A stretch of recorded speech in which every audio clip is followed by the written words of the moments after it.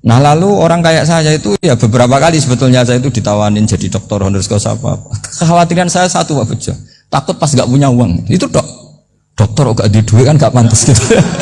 Jadi repot gitu, daripada beban lah sudah lah nggak usah dokter. Jadi kalau nggak punya uang ya pantas, terus kalau ngebis ya pantas.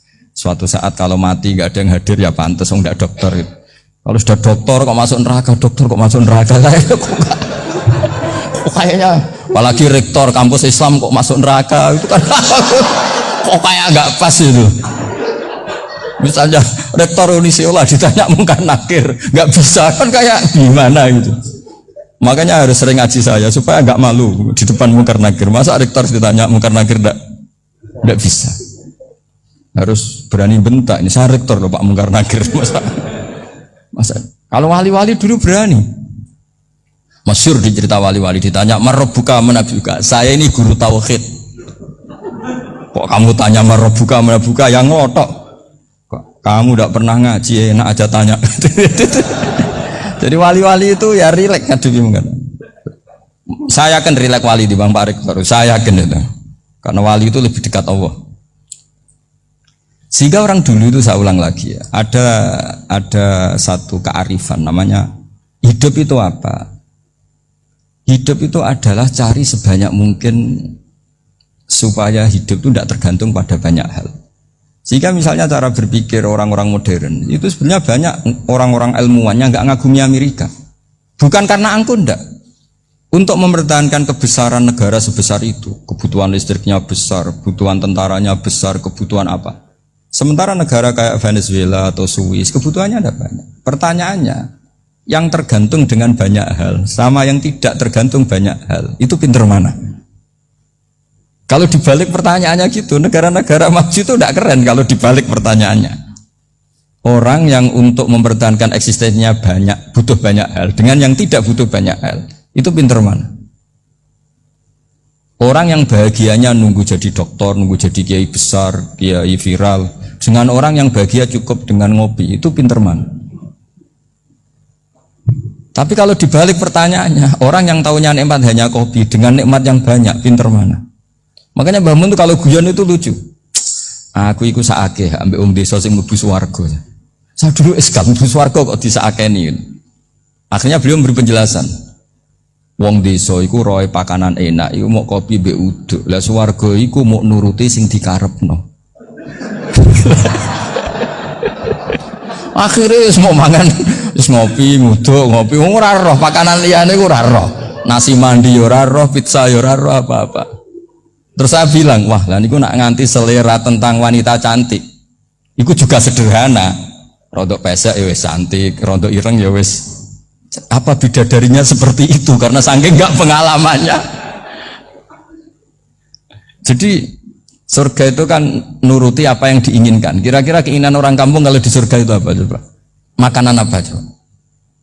Ya, nak senengnya ketemel gemblong itu.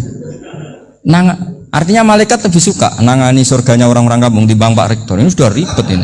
Makanan apa saja sudah dicoba. Ya. Terus kalau di mall tahu orang macam-macam, seleranya macam-macam pasti itu. Enak mana kalau sampai jadi malaikat pelayan surga? Suka ngelayani orang kampung apa yang orang kota? Orang kampung kan? Jadi ya itu guyon ya, guyon tapi itu menjadi pikiran kita bahwa orang yang banyak kebutuhan itu sebetulnya banyak kebodohannya karena menggantungkan kebahagiaannya dengan banyak hal. Makanya Imam Syafi'i ngendikan istighna itu apa? Al istighna anisya'labi. Yang dikatakan kecukupan adalah berusaha sebanyak mungkin banyak hal tidak kamu butuhkan. Bukan memenuhi semua kebutuhan kamu karena nafsu kamu ini tidak ada batasnya gitu. Kalau kamu penuhin nggak akan selesai. Itu ada perempuan yang kurang cantik itu minta doa saya, Gus doain suami saya kaya, terus tak guyonin, terus nggak minta. Kalau suami kamu kaya, yang pertama dirubah itu apa? Rumah supaya rumah saya bagus. Kedua apa? Mobil supaya mobil saya bagus. Nanti yang dievaluasi itu kamu. Mobil bagus, Alphard, rumah mewah, istrinya kamu pasti itu dievaluasi. Langsung nggak usah sudah gini aja kan. Jadi pertama yang dievaluasi itu kaya itu coba kalau suami kaya itu yang dievaluasi pertama rumah ya, rumah ganti. Setelah itu apa? mobil. Kira-kira berikutnya. Akhirnya sudah nggak jadi. Nabi Ibrahim itu pernah minta umur panjang. Keren umur panjang. Sama Allah nggak dijawab. Datang orang tua gitu mertamu ke Nabi Ibrahim. Terus disuguhi dikasih kurma. Apa itu? Kok kurma apa? Anggur yang sudah matang sekali. Sudah dimakan. Setelah dimakan meler keluar lagi. Dimakan lagi meler lagi. Terus Nabi Ibrahim masuk lagi ke kamar. Ya Allah, doanya tak cancel. Nanti kalau saya tua kayak itu. Jadi Allah itu nggak jawab langsung tapi ngirimkan itu. Akhirnya ya Allah nggak jadi. Nanti takut itu. Saya pernah ngalami jadi kiai tadi ada ibu-ibu ya nggak pati cantik lah. Suaminya tuh miskin sekali. Minta doa saya supaya kaya. Bareng tak kasih pertimbangan itu udah nggak usah nggak jadi. Jadi itu kearifan. Tapi kearifan ini harus kita tanamkan. Saya nggak bisa membayangkan Indonesia yang besar ini. Andai kan tidak ada qanaah. Nerimo ing pantum. Coba sekarang ada Covid. Andai kan Indonesia tuh kayak Perancis. Saya beberapa kali punya tamu orang yang hidup lama di Perancis, bahkan dapat istri orang Perancis. Itu dulu gak begitu mencintai Indonesia. Tapi setelah di Perancis 2 tahun, wah Indonesia hebat. Di Perancis tuh kata dia kalau cerita, semua kebutuhan masyarakat itu dibebankan ke negara. Apa saja minta negara, apa saja nyoal negara.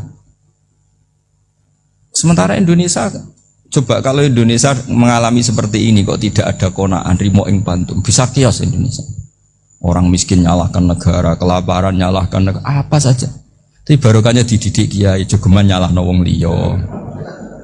Urip pun romo ing pantum, diame. Sampai gak ngerti kalau Covid. Banyak tuh orang-orang kampung itu, orang lugu-lugu itu. Mbah niki saking Covid, salam ning Covid, muga-muga umure panjang. Dikira Covid itu nama orang yang ahli sosial itu. Mbak niki dana saking Covid. Matur nuwun sampai no salamku muga-muga umur panjang. Bingung kan yang nganterin ini. Ini gimana yang mau menjelaskan ini? Memang nggak paham. Ribet kan. Tapi saya pastikan bahwa dengan keadaan seperti ini kita bahagia, kita stabil, itu jelas barokahnya kalimat tadi, moto tadi atau pegangan hidup tadi. Makanya disebut al-ibarat qutun li'ailatil mustami'in, bahwa redaksi atau kata-kata atau pegangan atau filosofi hidup, apalah namanya itu adalah penyemangat. Karena kata-kata ini memang luar biasa. Ketika sahabat perang demi kebenaran, zaman itu ya pasti benar karena yang dibela Nabi. Dulu itu kan enak zaman Nabi, yang dibela mesti benarnya, musuhnya mesti salahnya. Sehingga dulu itu memang harus tegas. Kalau sekarang mau tegas gimana? Yang kamu bela tidak mesti benar, musuhnya tidak mesti salah. Ribet kan kalau misalnya saya tukaran sama Pak Rektor, kamu mau bela mana kan bingung. Saya tidak mesti benar, saya tidak Nabi. Pak Rektor apalagi tidak mesti benar lagi kan? Ribet kan? Jadi kalau kita mau perang sekarang itu mau pede gimana? Enggak. Makanya banyak ulama sekarang tuh mau tegas tuh enggak berani karena ya banyak hal yang abu-abu lah wilayahnya, misalnya pilihan presiden atau pilihan bupati, pilihan menteri. Kamu mati-matian bela itu, yang kamu bela tidak mesti benar, musuh kamu tidak mesti salah. Misalnya pilihan bupati, wah ini kabupaten ini baik kalau bupatinya ini, yang satu bilang ini, terus tim suksesnya kamu tanya, kamu yakin? Ya tidak juga.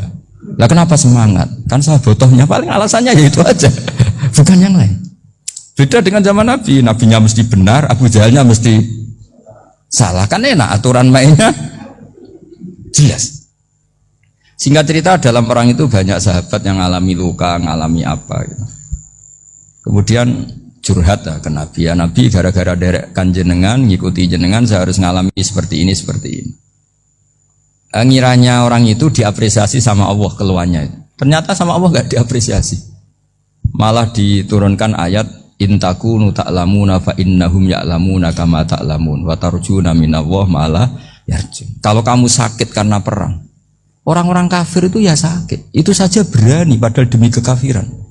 Wa tarjuna minallah ma la yarjun. Padahal kamu punya nilai lebih, yaitu berharap kepada Allah yang mereka tidak punya.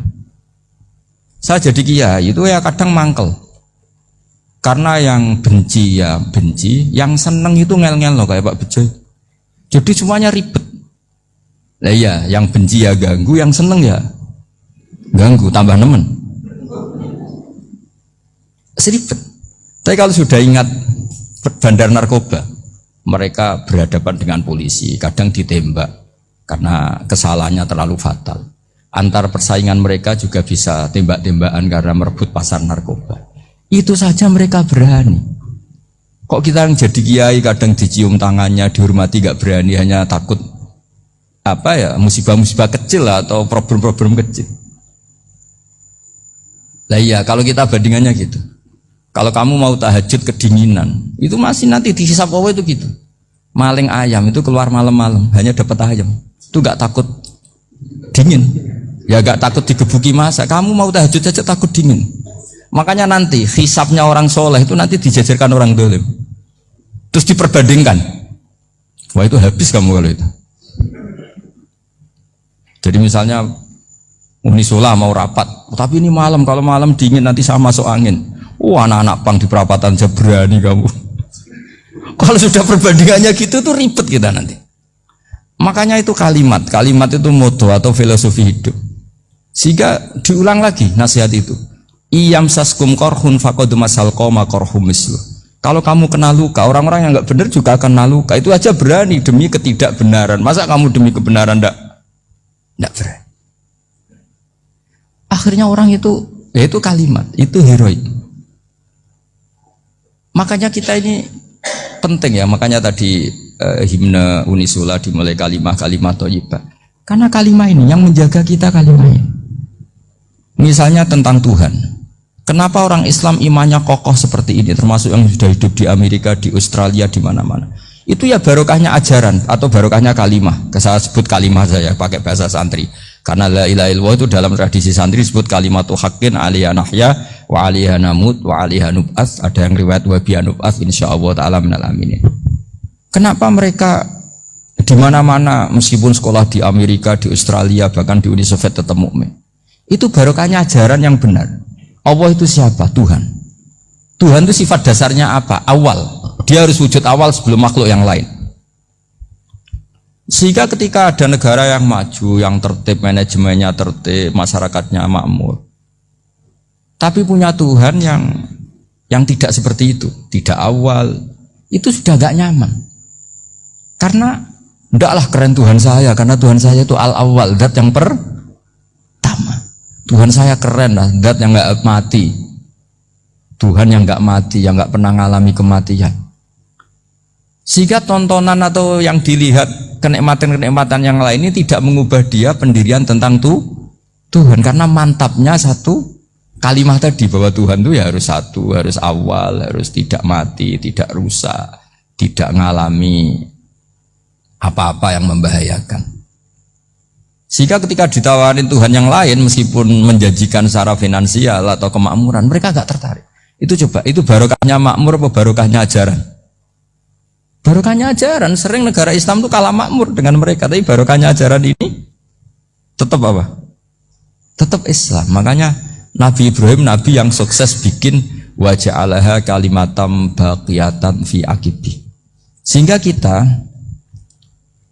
ini bukti sama orang tua misalnya, itu ya karena ajaran. Suwargamu itu karek wong tuamu. Nak wong tuamu ridho, Allah ridho. Nak ora ridho, Allah ora ridho. Ridho wa fi ridhol walidain wa sakhatu wa sukhtu wa fi sakhatil. Sehingga ketika ada orang tua yang agak brengsek gitu, anak-anak tetap hormat. Punya orang tua yang miskin, yang sudah miskin, tukang tombok nomor, banyak kan di kampung gitu. Ya tetap hormat. Coba kalau dari awal kita ngajari orang tua kamu hormati ya, kalau baik, kalau tidak usah. Bisa geger Indonesia. Tapi barokahnya ajaran-ajaran itu Indonesia tertib karena ada ajaran. Nah ini di sini pesantren dan Unisula semua harus berkontribusi membuat ajaran yang benar itu adalah ciri utama Islam. Sehingga Islam ini dimulai dengan ajaran kalimatu haqqin alaiha nahya wa alaiha namut. Sehingga kita tenang seperti ini. Saya ini termasuk kiai yang tenang. Meskipun kata orang banyak saya ini kiai besar, tapi termasuk kiai yang paling tenang. Termasuk yang paling tenang. Karena saya ini pakai mazhab orang-orang hebat. Saya berkali-kali cerita, orang kayak Imam Syafi'i itu orang yang luar biasa. Saya berkali-kali cerita, orang yang tadi nyium tangan kamu ya Imam Syafi'i, di belakang tuh ngerasani kamu, menghujat kamu. Jawabannya enak saja. Berarti saya alhamdulillah orang yang wibawa. Buktinya di depan saya nggak berani. Jadi enteng saja. Diceritain sebagian kampung, sebagian separuh dari warga kamu itu nggak suka kamu. Ya bagus lah nggak suka saya, nggak akan utang duit saya. Di mana-mana orang utang itu karena teman dekat. Kalau nggak seneng pasti minimal nggak utang, nggak pinjam mobil, nggak pinjam apa. Berkah mana yang seneng sama yang gede? Jadi dianggap enteng saja. Semua yang dialamin dianggap enteng saja. Misalnya punya istri pemarah, ya baguslah marahin suami. Kalau marahin tonggo malah ribet. Jadi kamu harus terima kasih kalau dimarahin istri. Baguslah marahin saya mah, kalau marahin tonggo ribet. Jadi enteng saja. Tapi kita sekarang tuh karena nafsu ya, sehingga menghadapi hidup ini ribet. Ulama dulu kalau mau mati itu senengnya bukan main. Sudah lama saya ini ingin gak maksiat. Kayaknya gak maksiat paling efektif itu mati. Ya tidak apa-apa Gusti, kalau sebaiknya mati ya mati aja. Enteng saja. Jadi melihat kematian itu akhir dari segala keburukan atau potensi keburukan. Apapun baik kita sekarang, suatu saat mungkin kita gak baik.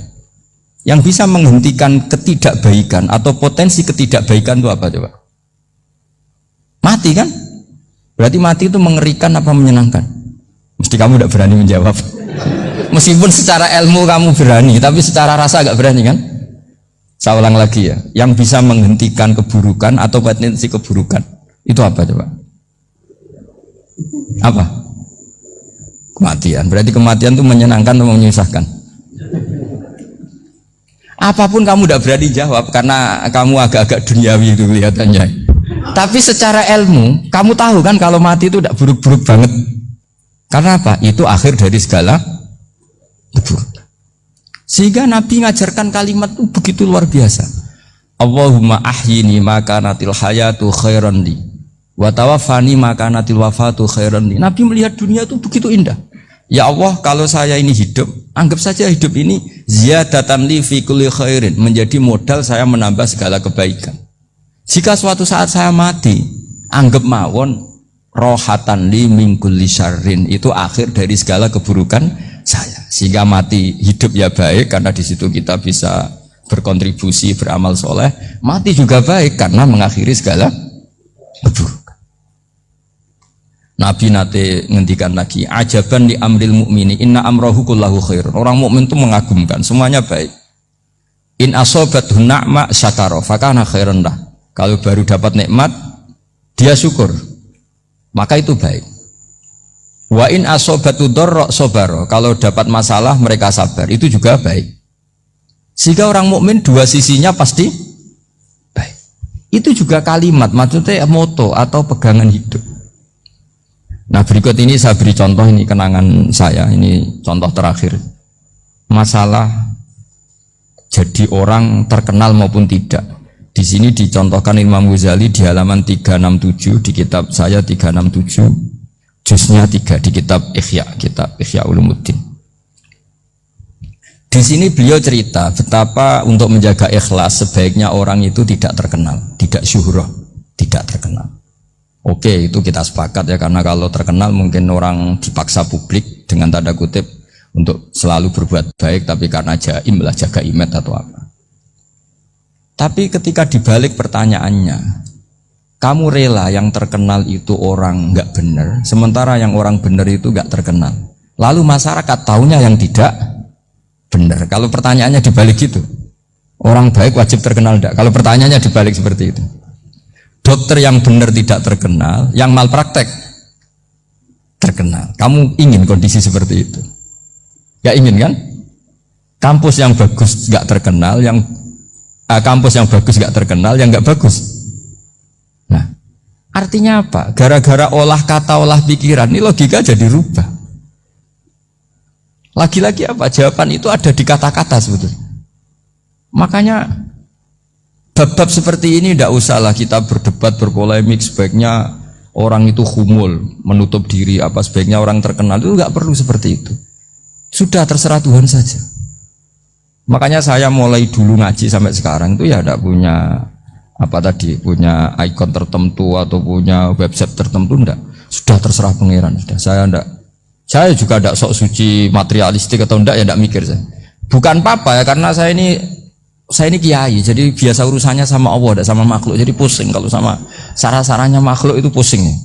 Meskipun rektor kalau nasihati saya pasti tidak saya terima, itu tetap makhluk itu sudah tidak ngefek kalau saya itu sudah ada itu. Bukan karena saya sombong, ya memang makhluk betul gitu, bukan.